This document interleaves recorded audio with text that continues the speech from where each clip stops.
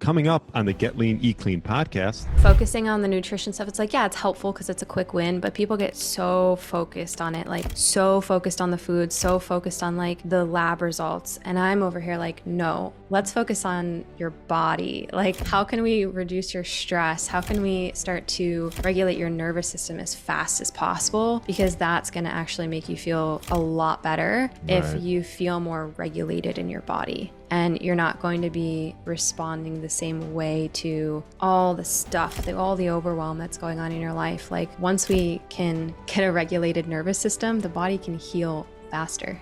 This week, I interviewed certified functional diagnostic nutrition practitioner Rachel Smith.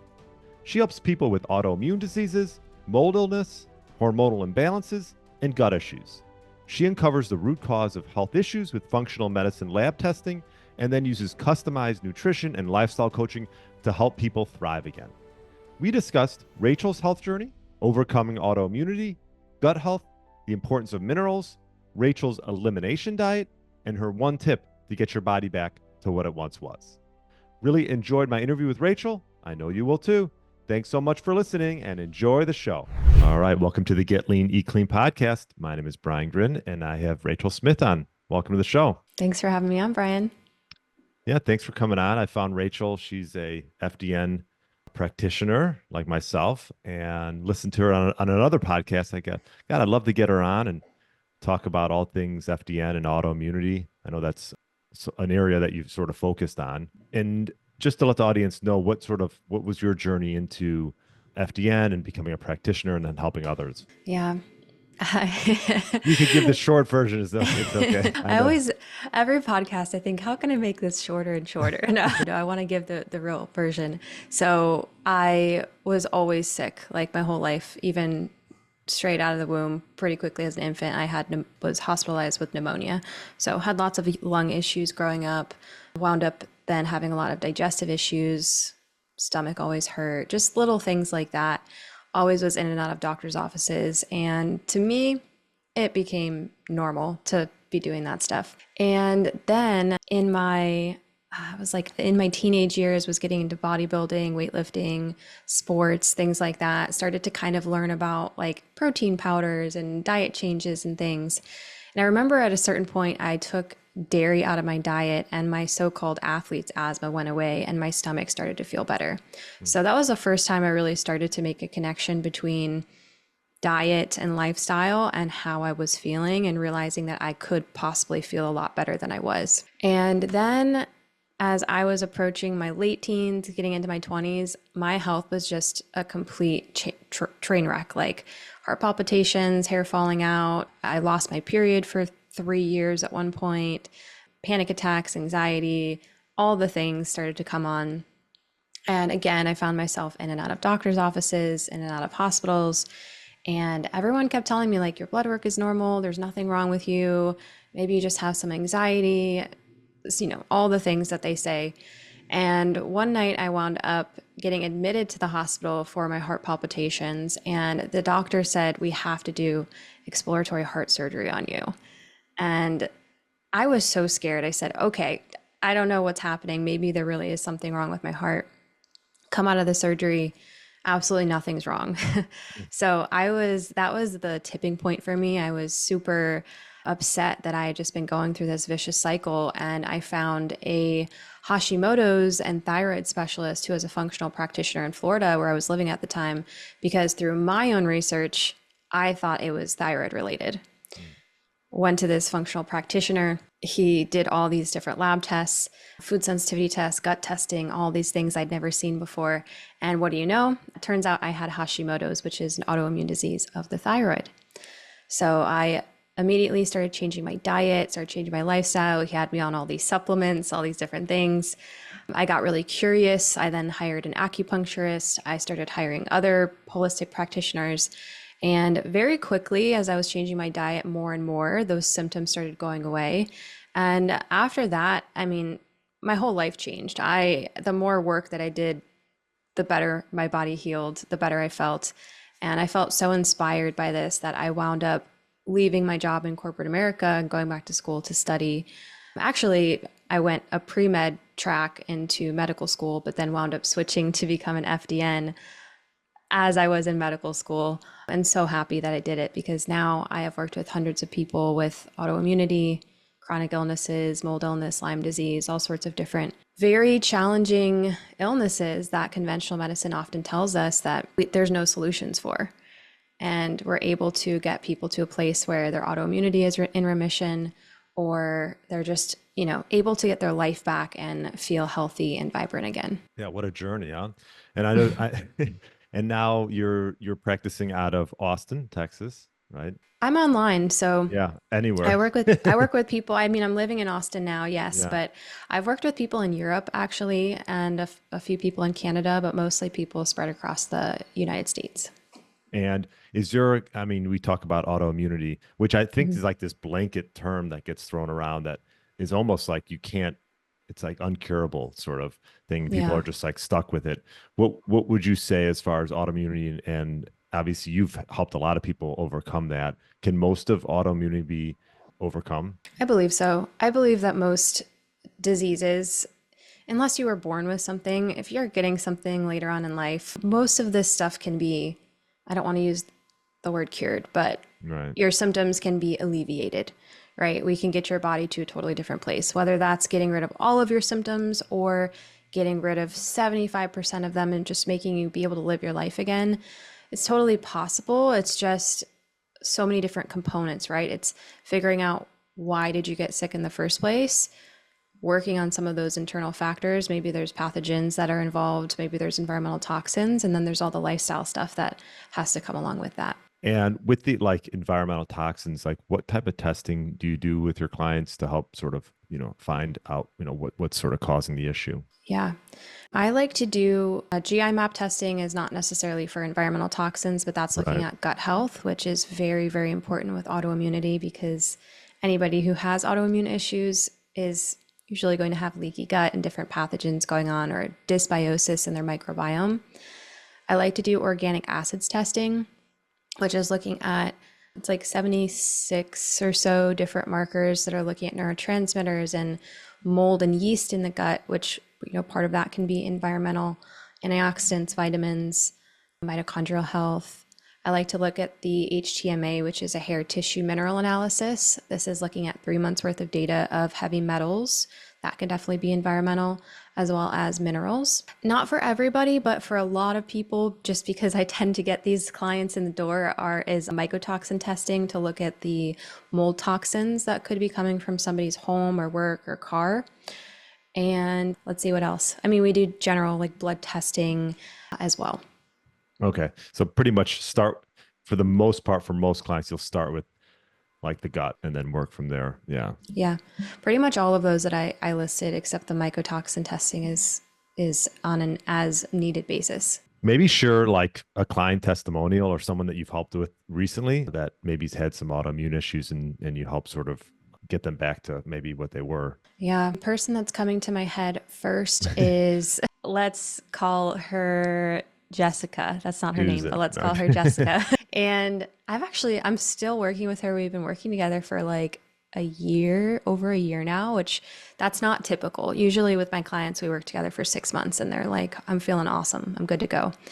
But this person had been dealing with what was called lupus. I'm putting in quotations right now, what's called lupus and Hashimoto's for decades. Like since she was a teenager, I believe she was diagnosed with these things and was just like, yep, I have these horrible flare-ups. My face gets inflamed. I feel really fatigued. I feel super crappy, but still helping her husband run a business and has kids and is doing all these amazing things with her life, but then struggling with these symptoms. And when she came to me, we initially started off with a lot of those tests that I told you about, and we did find that there was mold. So we were working on that, and her symptoms started to improve drastically. Energy started coming back. She stopped getting her lupus flares. So again, for decades, she was getting like the butterfly rash on her face, stopped getting her lupus flares. She was getting chronic headaches. Very common symptom of mold illness is just like chronic sinus and headaches and neurological issues. But then something still was a little off. We're like, there's something that's missing here. So we wound up doing a full tick-borne illness panel and found out that she has Lyme disease as well, and also other co-infections. So just different tick-borne illnesses.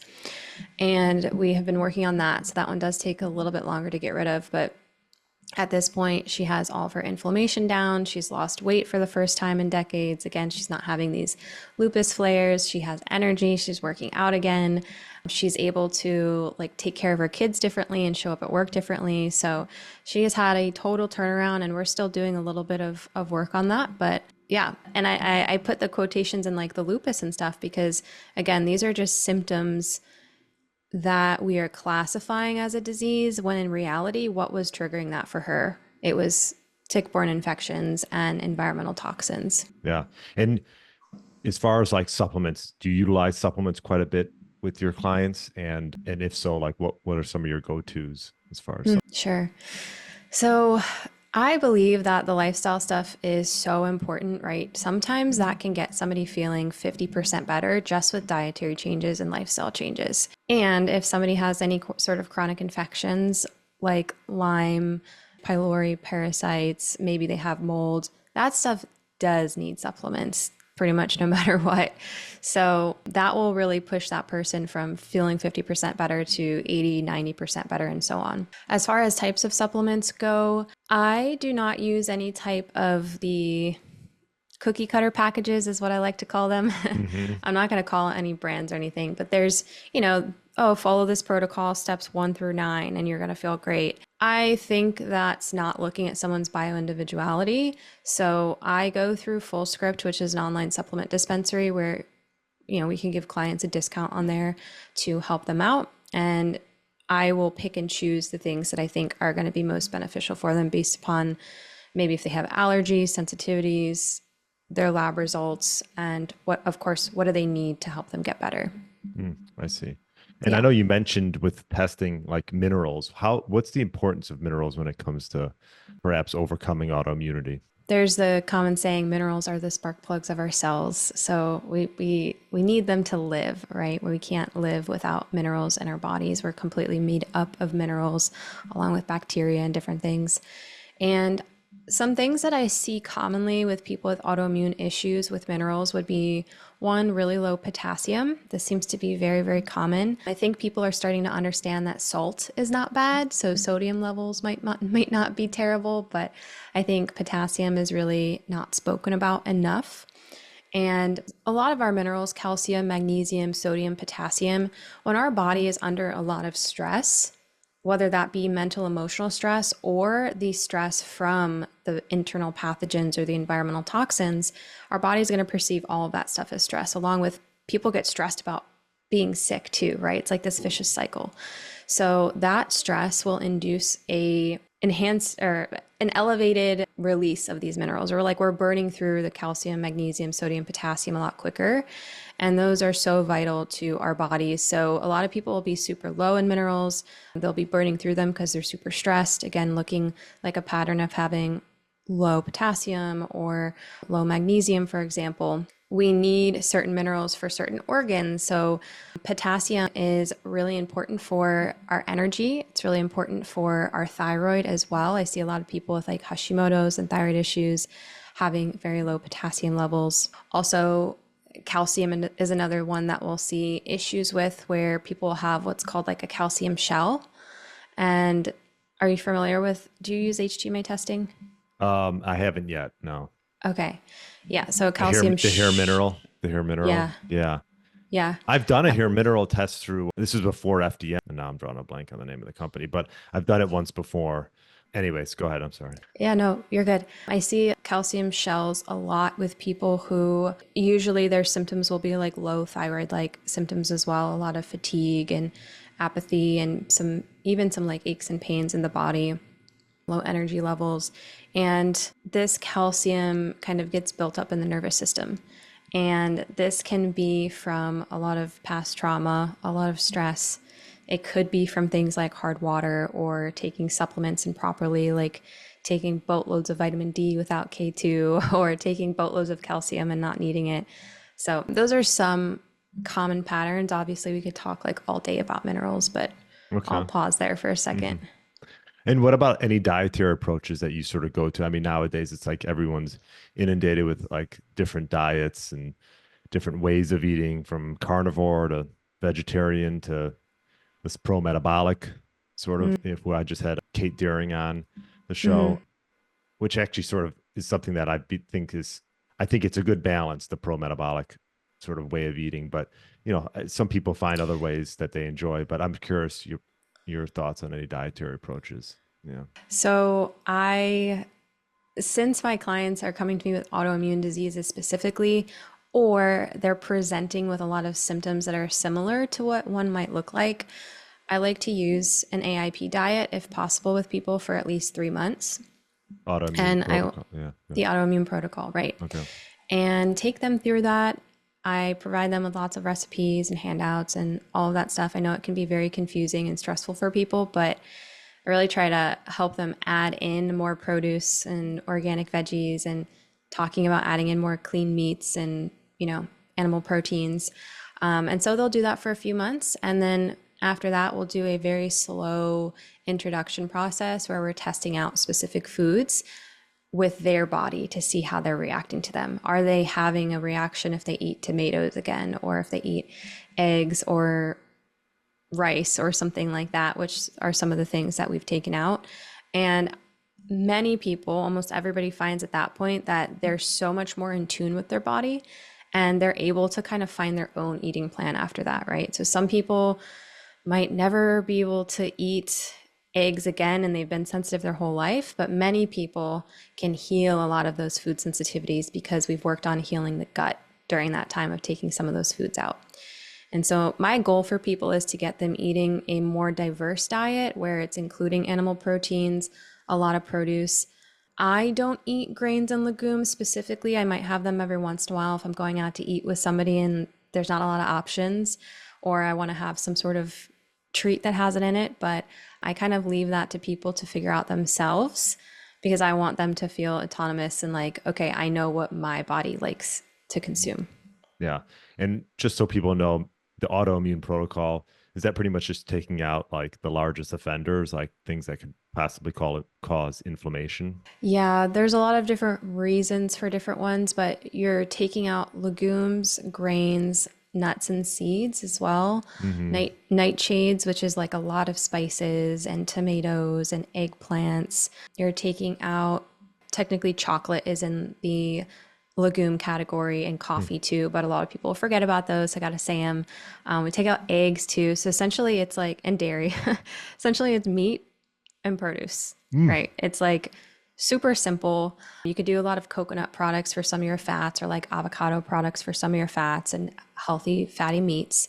But you have everything you need there. You just have to learn how do you get in enough carbohydrates and fats and proteins to feel satiated. Yeah, well, I feel like for most people, if they went just on that, just it had like protein, meats, and vegetables. And what's your thoughts around like, are fruits allowed, or are those brought in maybe later?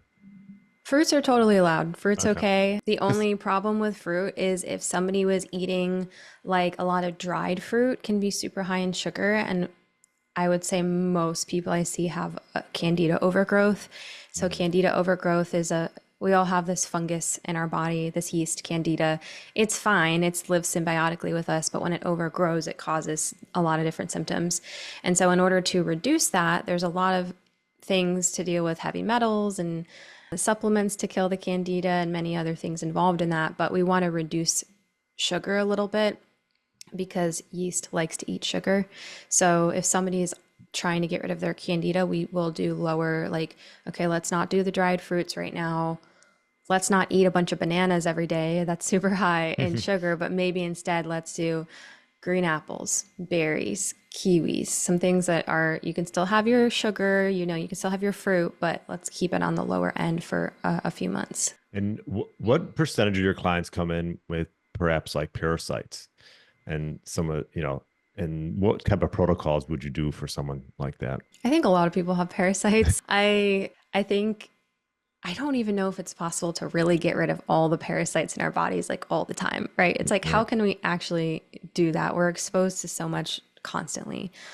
But there can be parasites that can trigger symptoms in people, right? So we will do the GI map testing, which will look for parasites. However, I don't find any testing is really accurate for parasites because they're just hard to find in the stool, to culture in the stool. They might be somewhere else in the body as well. We're not going to see them on the gut test. Hmm. So I will look at that.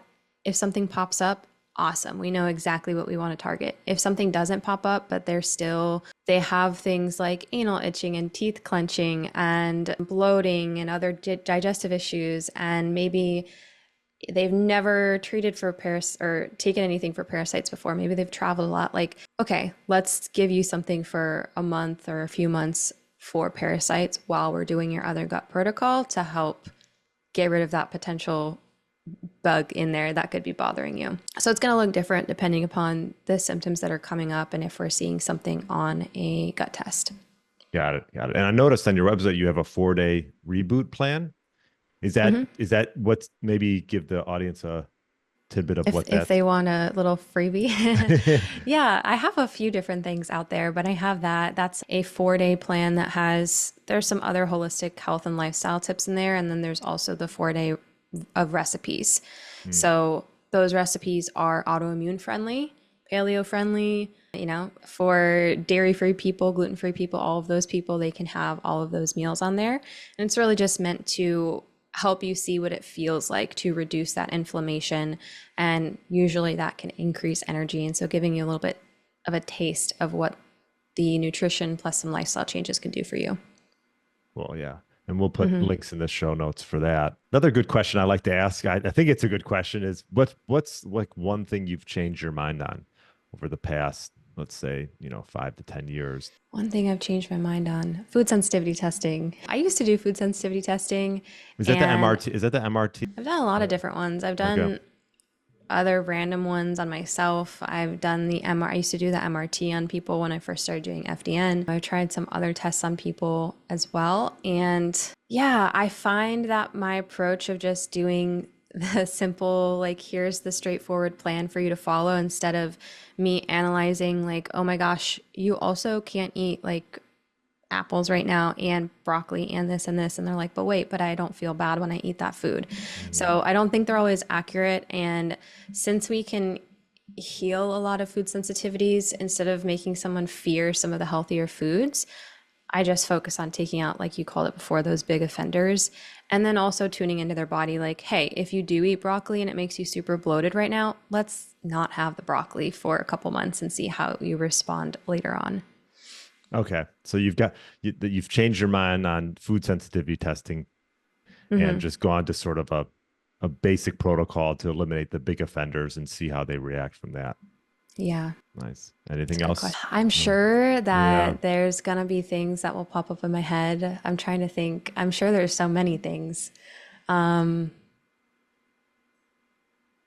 Up. I'm starting to Yeah. change my mind. I'm actually starting to change my mind right now about something, which is doing more, like, how do we start to incorporate more of because I teach people nervous system regulation stuff, but it's like they need it now. They don't need it later. I'm finding that focusing on the nutrition stuff, it's like, yeah, it's helpful because it's a quick win, but people get so focused on it, like so focused on the food, so focused on like the lab results. And I'm over here like, no, let's focus on your body. Like, how can we reduce your stress? How can we start to regulate your nervous system as fast as possible? Because that's going to actually make you feel a lot better if Right. you feel more regulated in your body and you're not going to be responding the same way to all the stuff, all the overwhelm that's going on in your life. Like, once we can get a regulated nervous system, the body can heal faster. And is as far as like regulating the nervous system, is this something that you've taken on recently or you've added into your practice as just like a must have for your clients? So I've been doing nervous system and stress management stuff on, I think, a little bit of a deeper level than maybe what FDN teaches for a while, for a few years, because I went out and did extra certifications and just like educated myself on stuff. And so I've been doing that stuff. Recently, I became a certified somatic breathwork practitioner as well. Very recently, like a month and a half ago. So now that's being integrated into my programs too. And I'm just like super hungry to keep learning more and more about this stuff and figure out like, okay, how can we make this easier and better for people? Yeah, I think that's so necessary because like you can get stressed out about all this stuff, what to eat, like when to Hmm. eat, and like what's your protocol. It's like if what you're doing, how should I say this? If what you're trying to do is meant to heal you, but you're stressed out about actually trying to do that, right? Yeah. You're probably Yeah. just going to run in circles. Yeah. Yeah. Exactly. I teach everybody about the polyvagal theory, and I have like a nice little chart that I show them and explaining like, okay, if your nervous system is here, this is what's happening to your digestion and your immunity and this and that. And like, okay, if you're here, if you're in freeze, this is what's happening. And so first educating them and then the light bulb goes off like, oh my gosh, I've been living in fight or flight Mm, every day. Or I've been living in freeze and fight or flight on and off like every day. I need to change that. yeah. And that's usually a good starting point for people to just like tune in and learn and then start to take some small steps to get themselves out of that. And those steps would be just learning how to like breathe correctly, maybe do some type of meditation, or those things that you. Not always. Okay. It depends where you're at. If you're in freeze, you're not gonna When you say just freeze, meaning, meditate. yeah, like, So if ah, you're a freeze state, think of like a deer in a headlights. That is the freeze state. It is okay. nature intended or God intended for us to have that to do a couple different things. One is to numb ourselves out. Like if an animal was actually about to attack another animal and he froze, it shuts everything down in the body to a point where they're going to literally be more numbed out and they won't feel what's happening to them as much. Mm, Also, it's playing dead in a sense, right? There's like the fawn and freeze area. So an animal can freeze and kind of play dead as a protective mechanism, and maybe that other animal won't eat them. So, as a human being, we can also go into freeze. And what happens is everything shuts down. Our blood pressure goes down, our circulation goes down, our heart rate goes down. So we have like no blood going to our extremities and we feel toast. And usually people will feel like depressed and hopeless and just really like I can't do anything. I'm frozen. In this state, nobody's going to meditate and feel better. mm, Like you're not just going to go sit down and be like, "Oh yeah, I'm going to go zen out." No, you're already so zenned out that you're too zen. You're just like, you're kind of a rag doll. And so you want to do some gentle things to wake your body back up. And that could be there's a lot of different stuff out there. People can look up like somatic workouts and somatic regulation techniques for freeze, but sometimes it's as simple as like taking your shoes off and being barefoot. And if you can go outside and do this, this is even better in some grass or just being in your house and first just like feeling your feet, the bottom of your feet on the ground. And then maybe we can like bend our knees a little bit.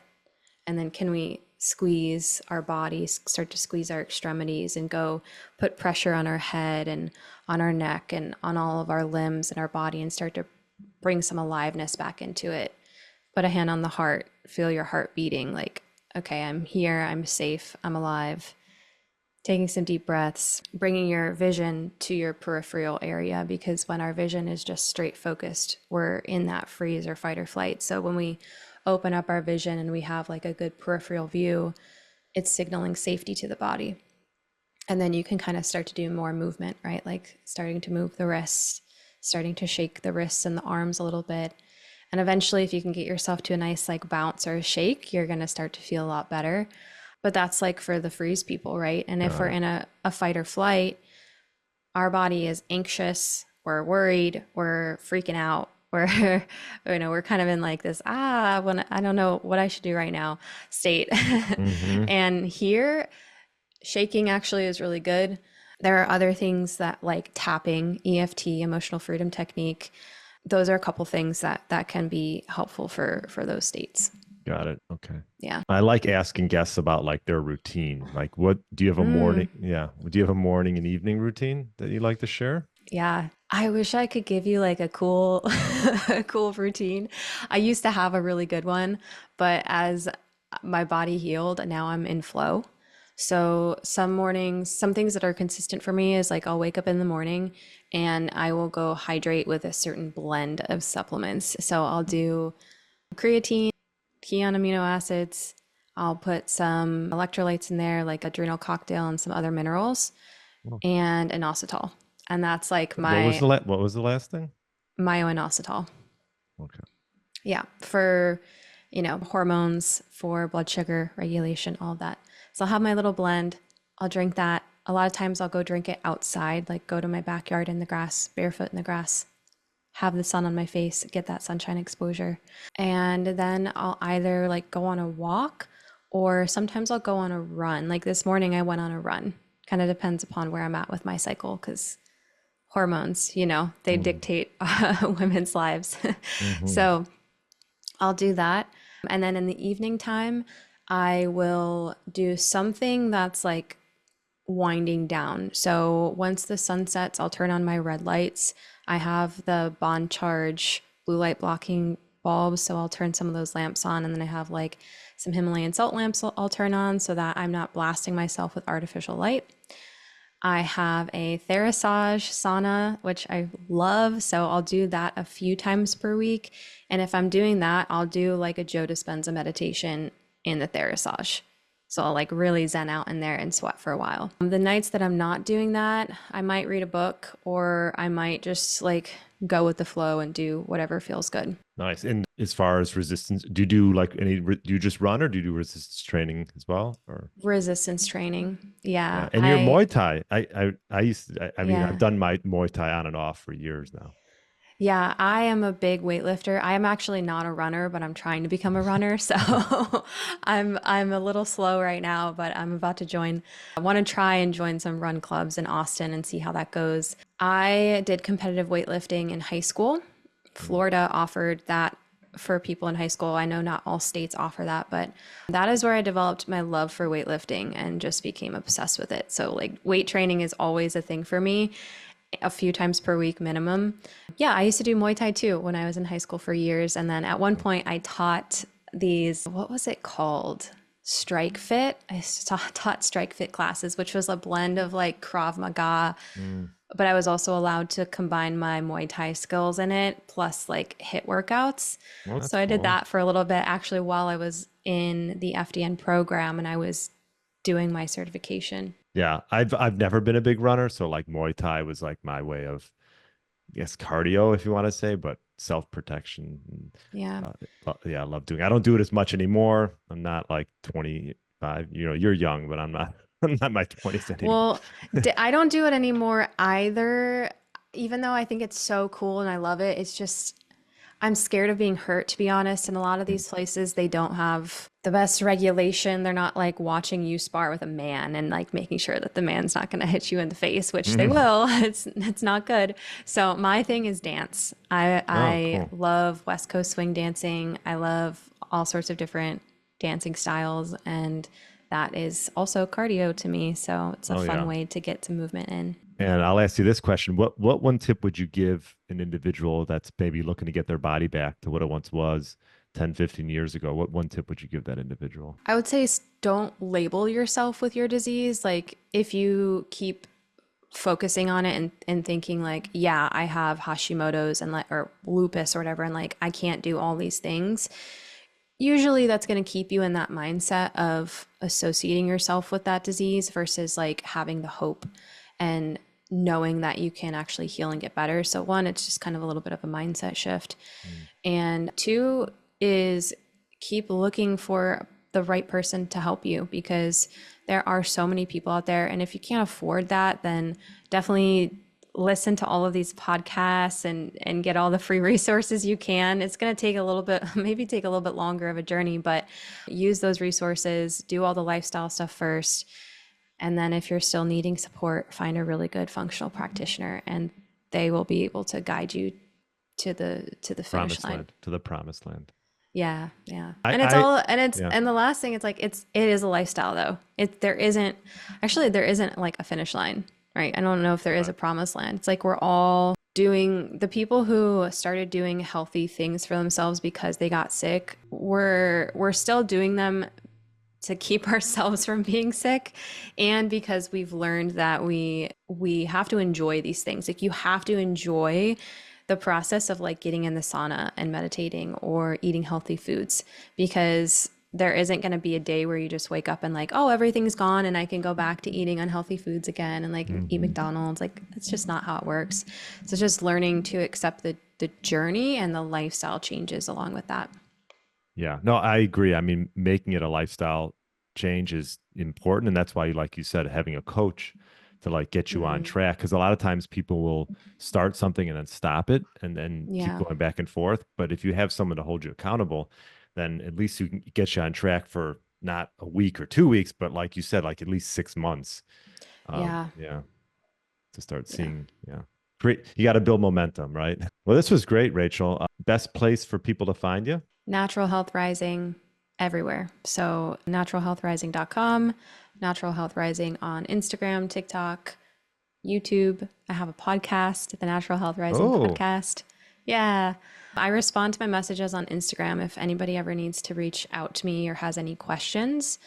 And you can always book a free health consult with me as well if you're curious, if you're in a place where you feel like you're still trying to heal your body and you want to know if it's a good fit to possibly work together, we can talk about that. And you can find that link on all of those pages that I just talked about. awesome. What's the name of your podcast? The Natural Health Rising podcast. Wouldn't you say? Awesome. Well, I will put links in the show notes for that. And yeah, Rachel, I'm grateful to connect with you and get you on the show. So thank you. Yeah, thank you so much for having me, Brian. This is You're great. welcome. Thanks for listening to the Get Lean, Eat Clean podcast. I understand there are millions of other podcasts out there and you've chosen to listen to mine, and I appreciate that. Check out the show notes at briangrin.com for everything that was mentioned in this episode.